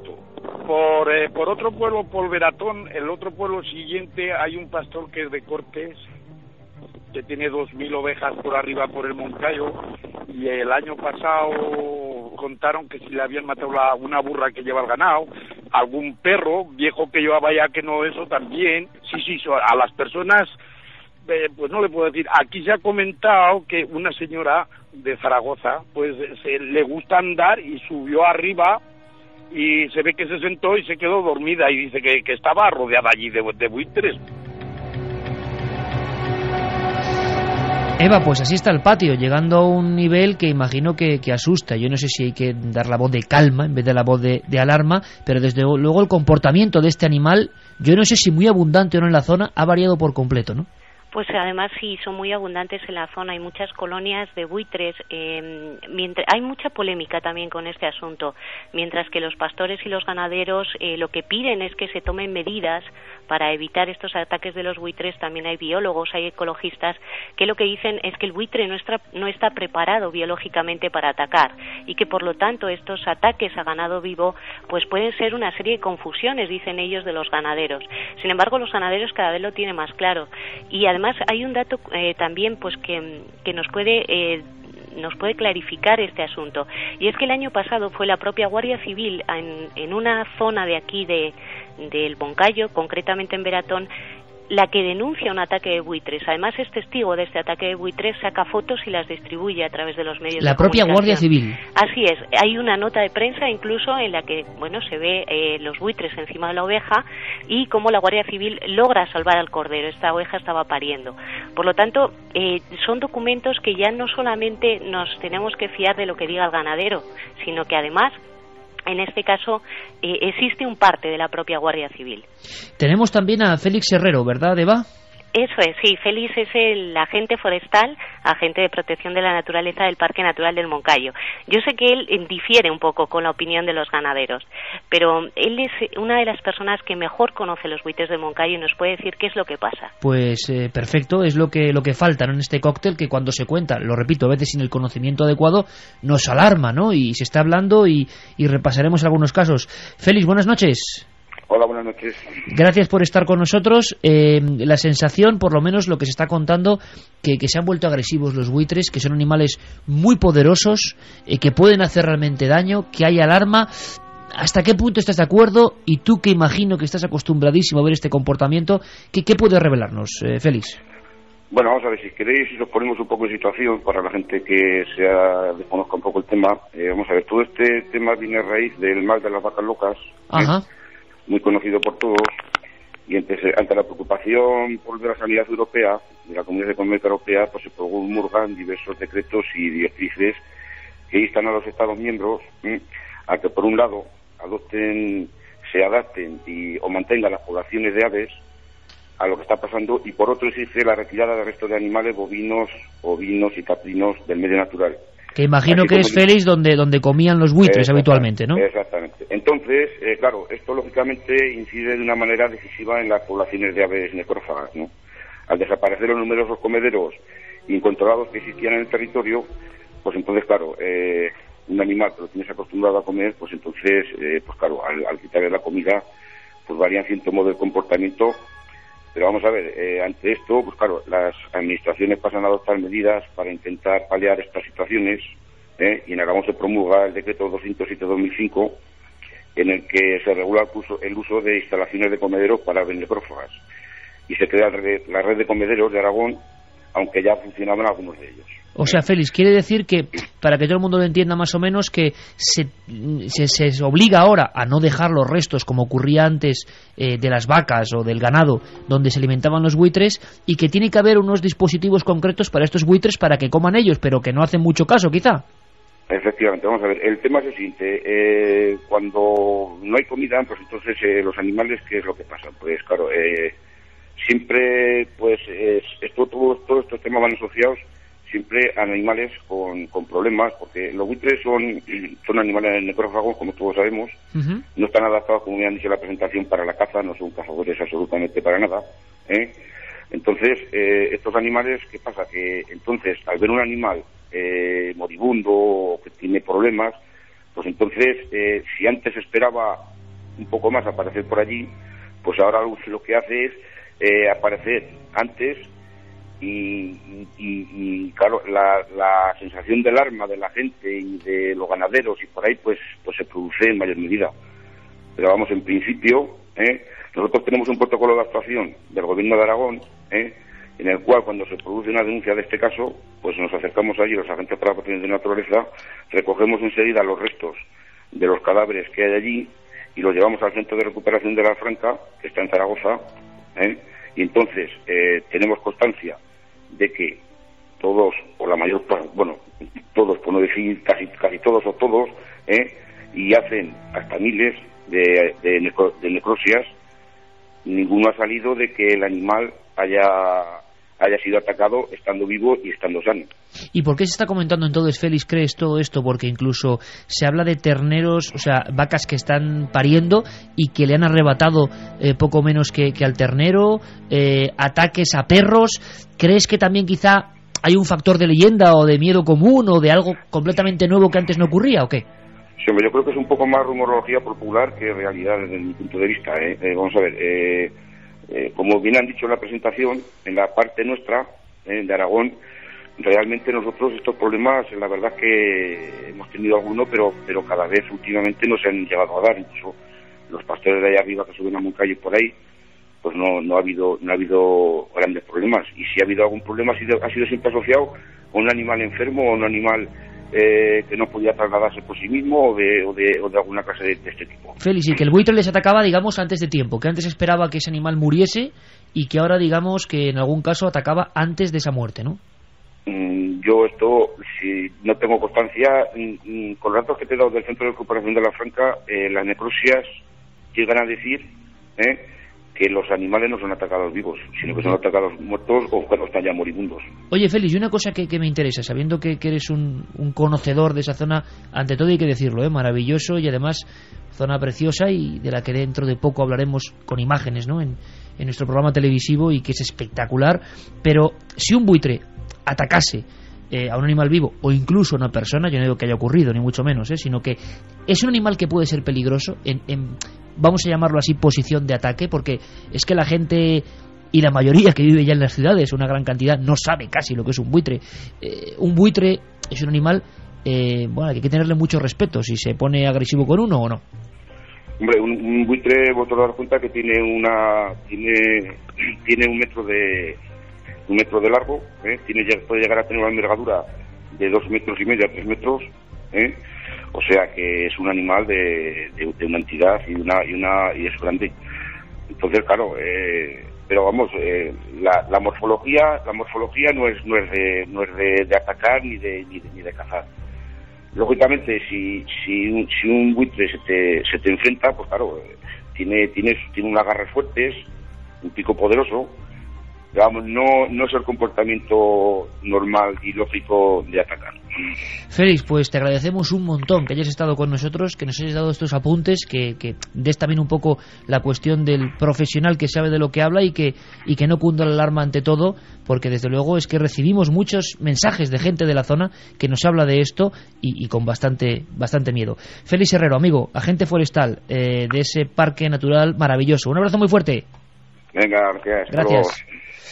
Eva, dime, Iker. Sigues por ahí. Sí. De todas formas, a nivel sociológico, a nivel de lo que es la gente, que es el área que tú controlas perfectamente en toda esa región, ¿qué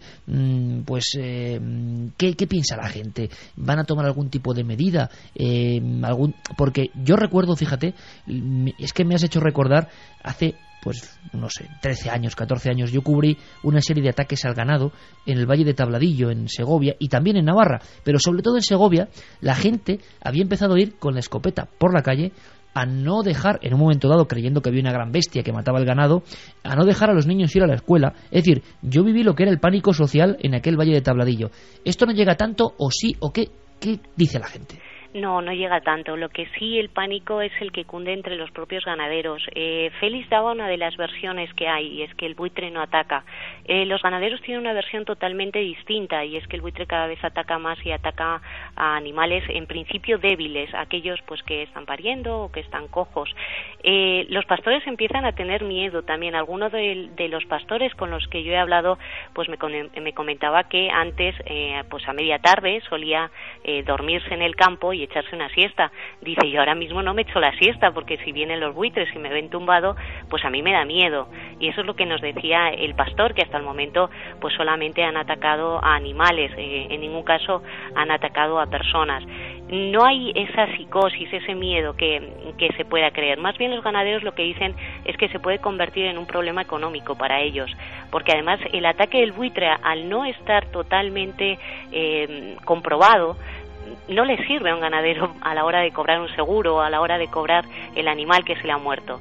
Entonces, pues bueno, cada vez son más las denuncias, incluso los sindicatos agrarios aquí en Soria pues han planteado, ¿no?, quejarse al procurador del común para que esta situación se solucione. Lo que se pide y lo que decía Félix es que se coloquen esos comederos por parte de la Administración. Antes los ganaderos de la zona y de toda España tenían la costumbre de que cada vez que se moría un animal lo tiraban al campo, a los muladares que se llamaban, que es donde iban los buitres y se comían a los animales que ya estaban muertos. Ahora lo que se quiere hacer es institucionalizar un poco toda esa red de comederos para que el buitre siga teniendo donde comer, para que el buitre no tenga que buscar la comida, para que no tenga que matar. Pues Eva, seguiremos muy atentos a cualquier noticia, porque desde luego esto hace 2-3 años empezábamos a dar y ya empieza a haber muchos casos, crónica, incluso tú decías, de la propia Guardia Civil, y tenemos que estar, nunca mejor dicho, ojo a visor. Sea lo que sea, hay un cambio de comportamiento y tenemos que ver qué ocurre, porque interesa al hombre, interesa al ser humano y por supuesto interesa entonces a Milenio 3. Nuestra compañera en la cadena SER en Tarazona, Eva Sánchez, un abrazo muy fuerte, amiga. Un abrazo, gracias. Juanje, tenías más datos, ¿verdad? Mira, Iker, yo tengo cotejados ahora mismo ataques de buitres, tanto a caballos, vacas, cabras o ovejas en 8 provincias españolas desde el año 2004 hasta ahora. En concreto son Soria, Navarra, Cáceres, Vizcaya, Guadalajara, Palencia, Segovia y Huesca. Las 8 provincias que en estos 4 años y medio últimos han sufrido o sea, que ya ataques... nos vamos del Moncayo, o sea, que hay muchos más, claro, que el tema es mucho más grave. No, y aparte ahora verá toda la discusión que hay en torno a esto. Bueno, esta foto que tengo aquí ahora mismo en la mano es en Huesca, esta es la última que he recopilado, que es de hace unos pocos días, es del 7 de marzo, y esta vaca, cuando estaba dando a luz, cuando estaba pariendo, pues fue atacada por varios buitres, está moribunda ya, la ternera se la comieron, y la vaca posiblemente murió a las pocas horas, verás que... Ha pasado el 7 de marzo. El día 7 de marzo en Huesca, exactamente, te digo, el pueblo se llama El Puello de Araguás, el día 7 de marzo. La vaca estaba moribunda, lo que es la parte que rodea la vagina completamente destrozada y sangrando, y posiblemente murió pocas horas después de esta fotografía. Te recojo otro recorte que tengo aquí, es una fotografía increíble, y esta es del día 6 de mayo del año 2006, que yo sepa es la primera foto en la que se ve cómo atacan los buitres, en concreto en la provincia de Cáceres. ¿Cáceres? En Cáceres, sí, a las ovejas. La foto es de un ganadero, de un agricultor. Lo curioso de estos ataques es lo siguiente: el buitre, obviamente, es un animal carroñero, no está preparado para el ataque. Entonces, lo que decía ese señor es completamente cierto. En el año 2004 hay normativa europea debido a que, pues simple y sencillamente por el mal de las vacas locas no se pueden echar los cadáveres para que esta enfermedad no se transmita a las aves necrófagas, sino que ahora se incineran todo el ganado que muere, salvo que una pequeña porción que hay al que se le hace análisis, y entonces sí se echa estos muladores que hay, digamos, oficiales. Vale, esto lo que hace es que el buitre es un animal que no por ser ave y volar deja de ser completamente imbécil, ni mucho menos. El ataque de un buitre no vale para nada, porque ten en cuenta que aunque sea un bicho de 1 metro de alto, más de 1 metro de alto, y que tenga una envergadura de ala de 2,5 metros, no está preparado para el ataque, porque las garras que tiene son bastante planas y no tiene una gran capacidad de morder. Un buitre, pero si se juntan 50... Como decía antes, es que esta foto, Salvador Rubio, 100 buitres en los tejados. Esta foto, lo que se ve perfecto es una fila de 4 o 5 buitres atacando uno detrás de otro, o sea, como si cada uno fuera dando un picotazo y saliendo huyendo de la oveja, o sea, realmente... Un ataque en común. Claro. Lo que hacen es que se juntan en bandada, como antes que carroñaban en bandada, y empiezan a atacar. ¿Cuándo es lo que atacan? Y las 8 provincias españolas coinciden lo mismo, donde no habían atacado nunca, que es en el momento de parir.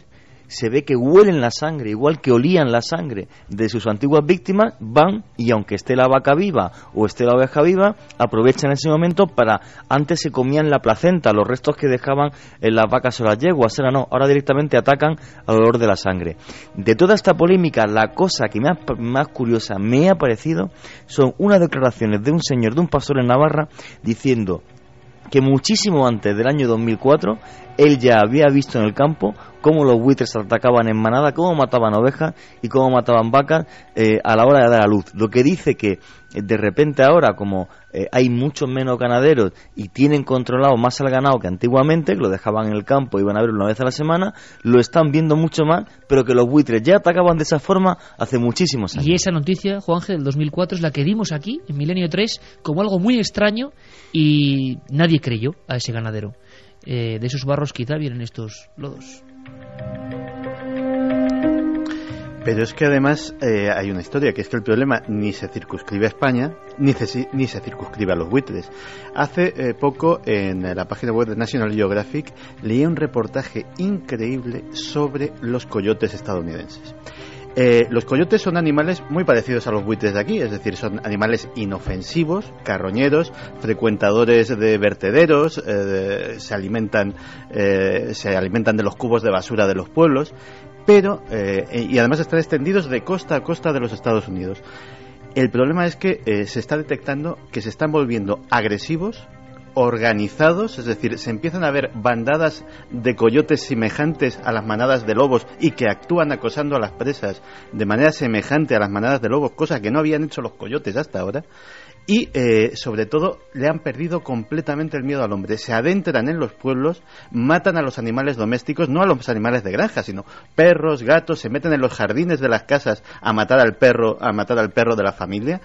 Y lo que se temen es que ese es el paso previo a que comiencen los ataques a personas. Eso va también pasando con osos. Exactamente. Osos que habían ido a Fernando González Siches basureros. o Luismi Domínguez, al que ahora vamos a escuchar muy brevemente, contaban eso. Sí. Mucha fauna está bajando a las ciudades porque las ciudades están llegando a su territorio. Claro, las últimas noticias comentaban que osos estaban yendo a estos grandes contenedores de basura que tenemos en todas las ciudades y en todas las localidades, porque claro, olían allí a restos y se habían encontrado en diversas ciudades ya los osos escarbando entre esa basura. Como siempre, Santi, preciso, yo creo que hay que hacer algo sobre esto. Animales que están variando su comportamiento.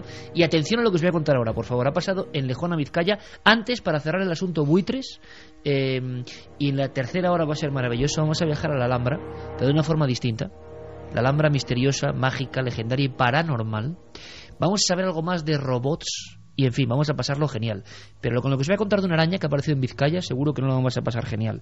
Antes, Luismi Domínguez, nuestro querido amigo, el naturalista, cierra lo que es el comportamiento de este buitre agresivo. Claro, es que Juanje ha dado datos concretos, es que es en toda España. No es solo el Moncayo o Navarra, como yo creía hasta ahora. Es en toda España. Luismi, su opinión. Esta es una cuestión que tiene que ver con la política más que con otra cosa, y me explico, con la política comunitaria sobre todo, ¿no? A partir del problema de las vacas locas, la Unión Europea dictamina una serie de normas, de normativas, que hace imposible que los buitres tengan alimento y otras aves carroñeras de manera natural. Antiguamente los muladares en los pueblos, la gente del campo cuando moría el ganado pues lo echaba a unas zonas determinadas que se llamaban así, se llamaban muladares, ¿no?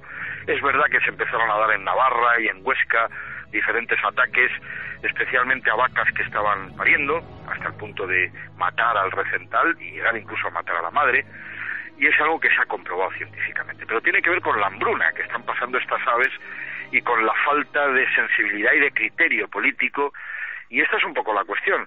El mundillo conservacionista, la Sociedad Española de Ornitología, incluso entidades internacionales como BirdLife, piden que desde la Unión Europea se habiliten ciertas zonas para que las carroñeras puedan tener alimento y no tener así que depredar como lo hace un águila real o otras rapaces ciertamente cazadoras. Bueno, pues la historia que viene a continuación es un poco de cambio de comportamientos, que es un tema del que hemos ido dando pequeños datos, pero que merece un programa. Bueno, en Lejona, Vizcaya, ha ocurrido lo siguiente. Imaginaos la escena muy rápida porque es de película de terror. Alguien va en su vehículo, un utilitario, va con la ventanilla abierta, empieza a hacer calor y va con su niño de 1 año detrás. Y de repente ve una araña como una mano, más grande que una mano, de color anaranjado, como atigrada. No es la típica tarántula, que ya da bastante cosa. Yo la tuve en la mano haciendo un programa y ya se me ha quitado un poco el miedo a las arañas.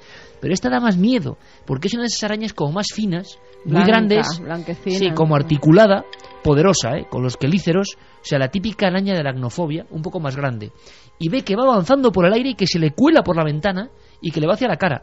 La quita, se baja del coche, imagino que coge al niño, es que lleva al niño detrás y le hace una fotografía.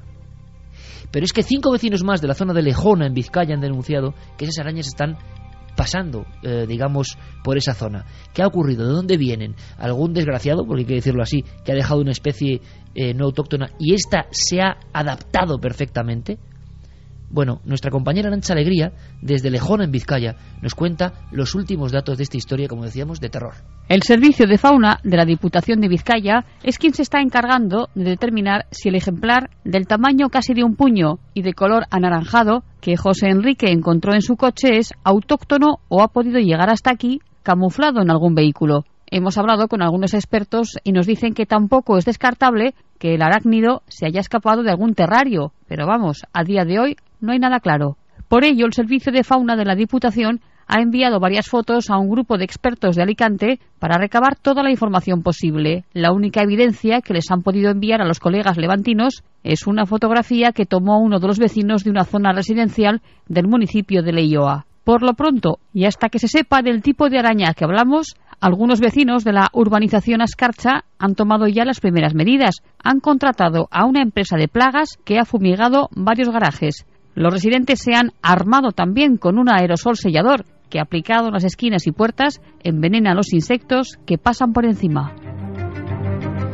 Bueno, pues ahí tiene Carmen la fotografía, y es impresionante. Tremenda. Es impresionante. Todavía ahí en la ventana como... Claro, es que mucha gente está trayendo especies que no son nuestras. Ya. Y que acaban con todo. Y que claro, luego cuando se hacen algunas grandes, como los cocodrilos, que compran pequeñitos y tal, luego crecen. Impresionante la historia de la araña. Bueno, volvemos con muchas más historias, lo decía. La Alhambra, robots, secuestros, sí, el síndrome de Estocolmo. Habéis oído hablar alguna vez de él, ¿verdad? Bueno, todo eso y más aquí. Ahora las noticias.